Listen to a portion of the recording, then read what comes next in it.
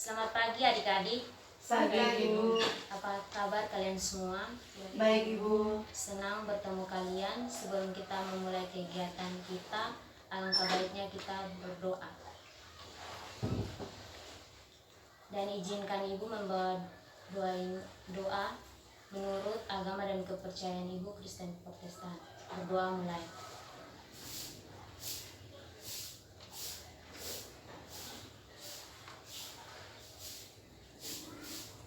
Berdoa selesai.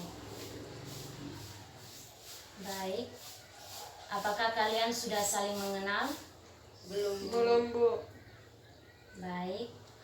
Ibu akan memperkenalkan diri terlebih dahulu. Perkenalkan, nama Ibu Marian C. Yuliana Pekusa, biasa dipanggil Ibu C. Ibu C, perkenalkan nama saya Diana Kuanta, biasa dipanggil Dina. Baik Ibu, terima kasih. Perkenalkan nama saya Konstantina, biasa dipanggil Tanti. Baik Ibu, nama saya Selviana Nagul, biasa dipanggil Elvin. Nama saya Merliana Karaasa, biasa dipanggil Erlin. Baik, karena kita sudah saling mengenal. Jadi adik-adik sekalian, tahukah kalian apa tujuan Ibu mengumpulkan adik-adik di sini? Belum tahu Ibu. Baik, jadi adik-adik, alasan mengapa Ibu mengumpulkan kalian di sini karena Ibu ingin melakukan kegiatan bimbingan kelompok, di mana bimbingan kelompok pada hari ini kita akan menggunakan teknik modeling. Nah, adik-adik, teknik modeling di sini kita akan melihat model yang akan Ibu tampilkan dalam bentuk video nanti. Baik, Ibu akan tunjukkan video tersebut.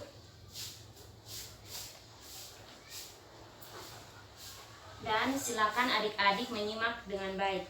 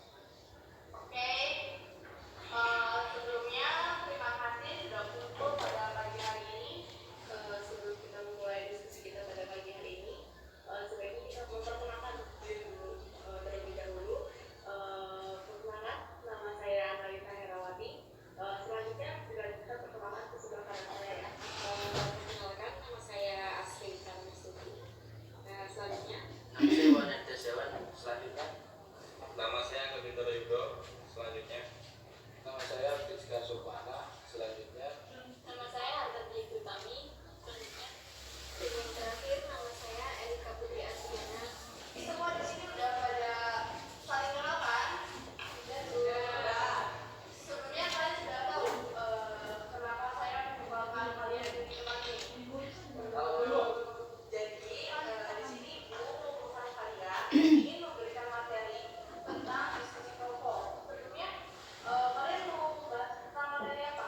Apa sering terjadi di budaya? Ya, Baik. Adik-adik sudah menonton video yang Ibu tampilkan. Sekarang Ibu akan menjelaskan tentang manfaat dan fungsi dari diskusi kelompok.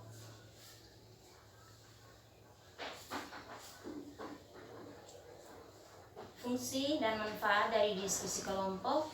Yang pertama, melatih kemampuan berpikir setiap anggota atau peserta diskusi sehingga pikiran menjadi luas dan tidak bebas atau terbatas. Yang kedua, menanamkan sikap demokrasi karena Anda akan terbiasa mengemukakan pendapat saat sedang berdiskusi. Yang ketiga, membiasakan sikap saling menghargai. Pendapat atau argumen yang muncul saat berdiskusi membuat kita akan menghargai setiap pendapat atau pemikiran setiap orang yang berbeda-beda. Yang keempat, menambah ilmu pengetahuan dan pengalaman. Hal itu bisa dilihat dari bertambahnya wawasan kita dari hasil pemikiran dan topik-topik yang telah dibahas selama diskusi berlangsung. Yang berikut, mengasah kemampuan berpikir yang kreatif dan analitis karena otak biasanya untuk berpikir saat berdiskusi. Yang berikut, melatih kemampuan berbicara di hadapan orang banyak saat kita mengemukakan pendapat di muka umum.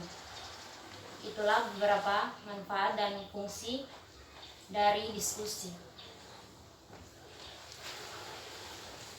Baik, kita akan masuk pada tahap pembahasan topik, di mana topik kita hari ini tentang dampak media sosial. Jadi, Ibu akan membagi kalian dalam 2 kelompok, di mana satu kelompok terdiri dari 2 orang, dan Ibu akan membagikan materi untuk dipelajari.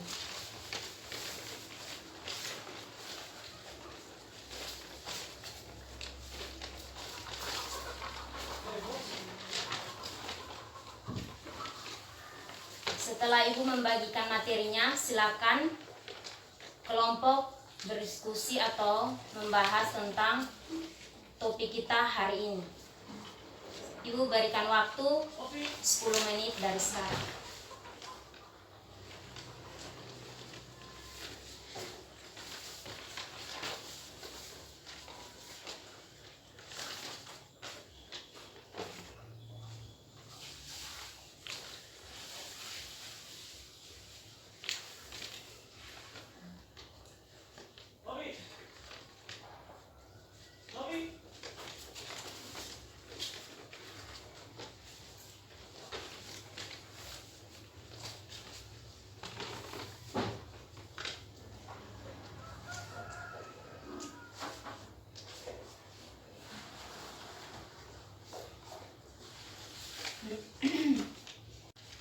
Baik, Ibu akan memberikan 2 pertanyaan. Yang pertama, apa dampak negatif dan positif dari penggunaan media sosial? Yang kedua, bagaimana cara untuk mengatasi kecanduan terhadap penggunaan media sosial? Silakan kelompok berdiskusi dengan anggotanya. Ibu memberikan waktu 15 menit dimulai dari sekarang.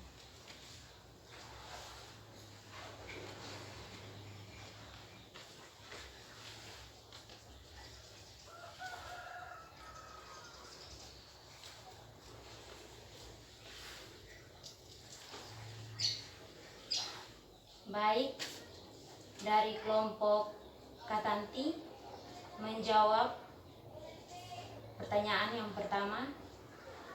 Baik, Ibu kami akan menjawab tentang dampak negatif dari penggunaan sosial media, yaitu yang pertama, banyak terjadi tindakan kejahatan yang berawal dari media sosial. Yang kedua, susah menjalin hubungan sosial dengan orang sekitar. Yang ketiga, sikap egoisme semakin meningkat. Dan yang terakhir, menyita banyak waktu khususnya di kalangan remaja. Dari kelompok 2, Baik, saya akan menjawab dampak positif sebagai media informasi yang memudahkan kita untuk berkomunikasi. Yang kedua, sebagai sarana menjalin hubungan pertemanan dengan orang lain dari mana saja. Yang ketiga, memudahkan kita untuk berbelanja karena kita tidak harus capek-capek ke pasar, hanya tinggal pesan melalui aplikasi saja. baik, yang pertanyaan kedua,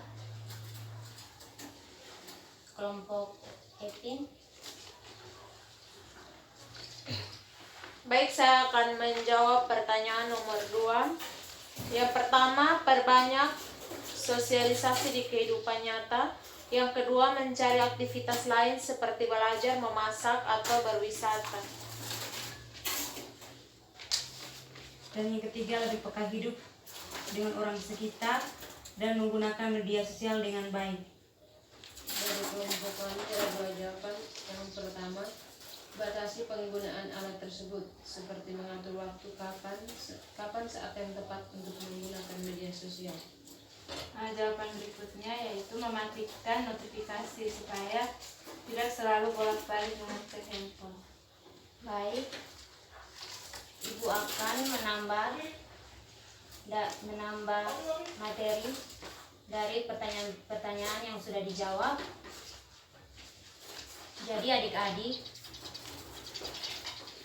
dalam penggunaan media sosial, di mana media sosial itu sangat tergantung pada masing-masing individu, di mana media sosial ini bisa membantu kita untuk mengerjakan tugas-tugas kita, atau bisa juga untuk berkomunikasi dengan orang yang jarak jauh, di mana kadangkala kita sebagai individu salah menggunakan media sosial untuk hal-hal yang tidak berguna. Jadi adik-adik, gunakanlah media sosial untuk kegunaan atau hal-hal positif untuk keperluan kita. Jangan gunakan media sosial untuk hal-hal yang negatif. Jadi itu saja yang bisa Ibu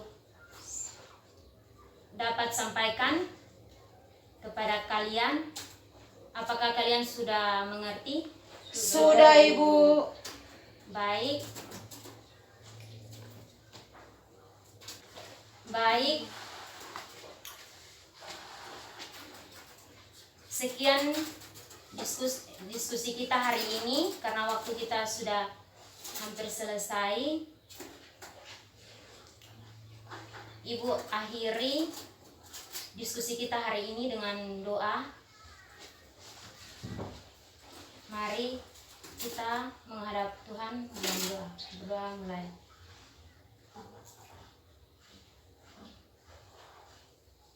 Berdoa selesai. Sekian dari Ibu. Selamat siang untuk kita semua. Siang, Ibu.